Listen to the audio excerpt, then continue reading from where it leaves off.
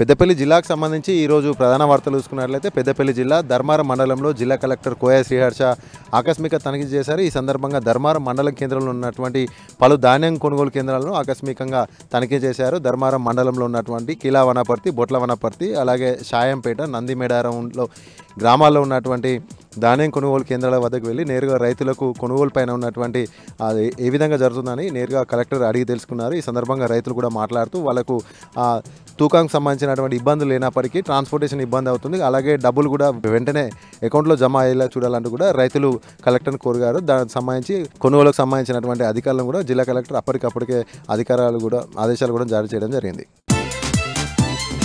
అలాగే మరొక ప్రధాన వార్త చూసుకున్నట్లయితే పెద్దపల్లి జిల్లా ధర్మారం మండలంలో ఉన్నటువంటి కీలా వనపర్తి గ్రామంలో ఉన్నటువంటి ప్రాథమిక ఆరోగ్య కేంద్రాన్ని జిల్లా కలెక్టర్ కోయ శ్రీహర్ష ఆకస్మికంగా తనిఖీ చేశారు. ఈ సందర్భంగా రికార్డును పరిశీలించారు. అనంతరం రోగులతోటి మాట్లాడి రోగులకు అందుతున్నటువంటి సేవల గురించి అడిగి తెలుసుకున్నారు. అంతేకాకుండా ఎన్సిడి రిజిస్టర్ను కూడా పూర్తి స్థాయిలో మెయింటైన్ చేయాలంటూ కూడా ఆయన అక్కడ ఉన్నటువంటి వైద్య సిబ్బందికి ఆదేశాలు జారీ చేశారు. అంతేకాకుండా ముఖ్యంగా గర్భిణీ స్త్రీల యొక్క రిపోర్టును ఎప్పటికప్పుడు కూడా పూర్తి స్థాయిలో రికార్డు మెయింటైన్ చేయాలంటూ కూడా ఈ సందర్భంగా అధికారులు సూచించారు.